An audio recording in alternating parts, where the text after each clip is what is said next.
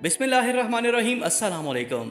आप देख रहे हैं निज़ाम आलम। मैं हूं आरजे डबल ए राजा। दोस्तों, आज हम आपको बताने जा रहे हैं परियों, जिनों और अजीबुल खलकत मखलूक़ात के देश के बारे में। वो पहाड़ जहां हमेशा अंधेरा रहता है, सूरज की चांद की रोशनी से बेनियाज, जहां पहुंचना हर एक का ख्वाब है। ये वादी वाकई में जिनों परियों का देश है या फिर किसी और कायनात में जाने का खुफिया रास्ता। आज हम बात करने जा रहे हैं कोहे काफ के हवाले से। नाज़रीन, कोहे काफ के नाम से हम सब ही वाकिफ़ हैं। ऐसी कहानियाँ जो बादशाहों, शहजादियों, परियों और जिनों भूतों के सहरज़दा माहौल से जुड़ी होती हैं। देव और जिन शहजादियों को अक्सर अगवा करके जिस जगह कैद करते, उसे कोहे काफ का नाम दिया गया।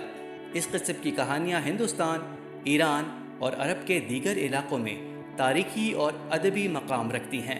ये रिवायात न सिर्फ लिखारी की किताब के ज़रिए हम तक पहुँची, बल्कि सीना बसीना कई नस्लों से मुंतकिल होती चली आ रही हैं। ये एक ऐसे पहाड़ी सिलसिले का नाम है जिसे अरब और मशरिक़ वस्ता की कहानियों और अफसानों में बढ़ चढ़ कर बयान किया गया। कोह काफ को जिनों का वतन कहा जाता है, जिसे रब ने चमकते ज़ुमर्रद से बनाया है। कदीम इल्म ने इन पहाड़ी इलाकों को तिलिस्म और तजस्सुस में ढाल कर रखा था। रिवायात के मुताबिक ये एक इंतहाई तवील पहाड़ी सिलसिला है जो ज़मीन का सबसे दूर का इलाका गर्दाना जाता है। साथियों, ये इलाका दास्तानों में ज़रतुश्त की ज़मीन और सीमुर्ग नामी परिंदे की वजह से मशहूर है। कहा जाता है कि कोह काफ सब्ज़ ज़मुर्रद पर मुश्तमिल है, जबकि इसके अक्स में आसमान को सब्ज़ रंग अता किया गया है। यहाँ जिन्नात ने कदीम अदवार में बहुत सारी हुकूमतें भी कायम की। इमाम करमैनी ने लिखा है कि कोह काफ कई इलाकों में मुनक़सिम है, जिसमें 70 ज़मीनें सोने, 70 ज़मीनें चांदी और जबकि 70 ही मुश्की हैं। कदीमी उलूम के मुताबिक काफ से मुराद वो पहाड़ है जो यहाँ की सरजमीन में सबसे ऊंचा था, जो अल्लाह रब्बुल इज़्ज़त की तरफ से ज़मीन को सहारा देने के लिए बनाया गया था। जबकि ज़मीन में जितने भी पहाड़ हैं, उन तमाम का सिलसिला कहीं न कहीं कोह काफ से जुड़ा है, जिससे ये बात समझने में आसानी होती है कि कोह काफ तमाम पहाड़ी सिलसिलों का मरकज़ है। अजाइबुल मखलूक़ात नामी किताब में लिखा है कि कोह काफ का नाम आसमान को थाम कर रखना है ताकि वो ज़मीन पर ना गिरे। कोह काफ अपने इर्द गिर्द तमाम पहाड़ी सिलसिलों का मरकज़ है, जो इन तमाम पहाड़ों को अपनी जगह जोड़े रखता है। मशहूर सूफ़ी बुज़ुर्ग जलालुद्दीन रूमी ने भी कोह काफ का जिक्र कर रखा है, जिनके मुताबिक ताकतवर बादशाह सिकंदर ज़ुल्क़ुरनैन ने आब हयात की तलाश में मशरिक़ का सफ़र किया, जहाँ दौरान सफ़र वो कोह काफ तक जा पहुँचे। वहाँ आपने देखा कि हज़रत इसराफील अलैहिस्सलाम क़यामत के इंतज़ार में सूर हाथ में लिए खड़े हैं। दोस्तों, कोह काफ और इसकी मखलूक़ात से मुतल्लिक़ एक और रिवायत भी, जिसके मुताबिक हज़रत इब्न अब्बास फरमाते हैं कि नबी करीम सल्लल्लाहु अलैहि वसल्लम हमारे पास तशरीफ़ लाए। हम मस्जिद नबवी में हल्का बनाकर बैठे थे कि आप सल्लल्लाहु अलैहि वसल्लम ने फरमाया कि क्या कर रहे हो। तो हमने कहा कि हम सूरज से मुतल्लिक़ बातें कर रहे थे कि वो कैसे तुलू होता है और कैसे गुरूब होता है। तो आक़ाए दो जहां सल्लल्लाहु अलैहि वसल्लम ने फरमाया कि तुमने अच्छा किया, फ़िक्र मखलूक की करनी चाहिए, खालिक की फ़िक्र मत करो। खालिक को अपनी मखलूक के लिए जो चाहता है पैदा करता है। तुम्हें ताज्जुब ये होना चाहिए कि कोह काफ के आगे 7 समंदर हैं और हर समंदर 500 साल सफ़र करने के बराबर तवील है, जबकि उनके आगे 7 ज़मीनें भी हैं जिनका जानवर उनके लिए बासियों के लिए चमकता है, यहाँ का नूर भी उनके बासियों के लिए चमकता है। कोह काफ से आगे 70,000 मखलूक़ात हैं जो उड़ती हैं। ये मखलूक़ात और इनके बच्चे पैदा होते ही हवा में उड़ने लगते हैं। उनका खाना और पीना दोनों हवा हैं, जबकि उनका लिबास और बर्तन भी हवा हैं। वो हज़रत आदम अलैहिस्सलाम और इब्लीस के बारे में नहीं जानते, ना ही इंसानों और ना ही इब्लीस की औलाद को जानते हैं। रब ने कोह काफ को दुनिया के गिर्द तख्लीक़ किया है। तमाम दुनिया इस पहाड़ के दरमियान में ऐसे मौजूद है जैसे एक उंगली में अंगूठी।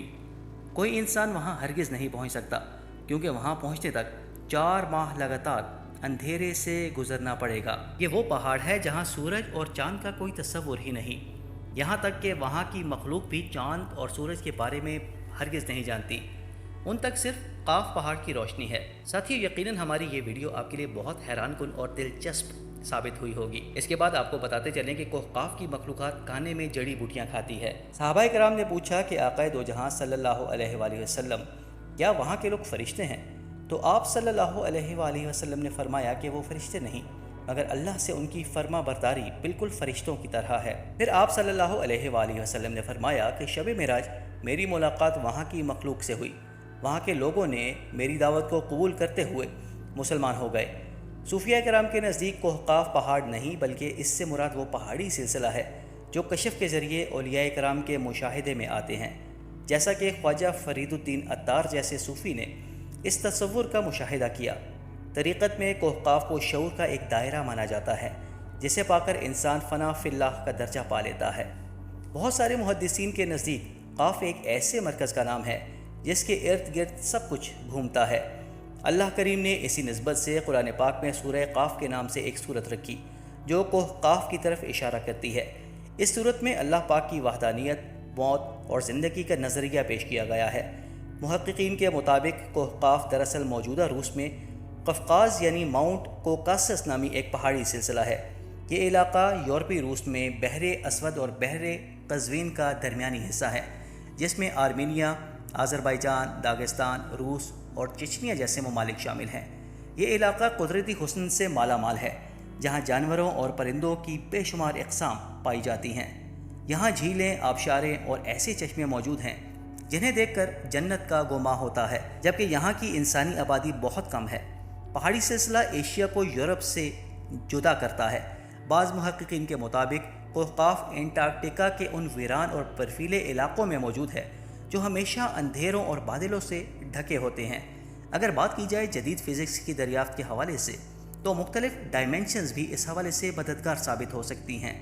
جدید تحقیق کے مطابق ہماری کائنات میں کل 11 ڈائمینشنز ہیں، جبکہ ہم 3 سے 4 ڈائمینشنز میں زندگی گزار رہے ہیں۔ محققین کا کہنا ہے کہ عالم ارواح اور عالم برزخ بھی انہی ڈائمینشنز میں سے ایک ہو سکتے ہیں جن میں انسان موت کے بعد داخل ہوتا ہے۔ ممکن ہے کہ کوہ قاف بھی انہی ڈائمینشنز میں سے ایک ہو۔ باقی ہمارا رب بہتر جانتا ہے۔ ساتھیو، یہ تو تھا ہمارا آج کا ویڈیو۔ امید کرتے ہیں کہ آپ کو آج کا ویڈیو معلوماتی اور دلچسپ لگا ہوگا۔ آئندہ ایسی ہی عمدہ ویڈیوز کے ساتھ حاضر ہوں گے۔ اجازت دیجیے، فی امان اللہ۔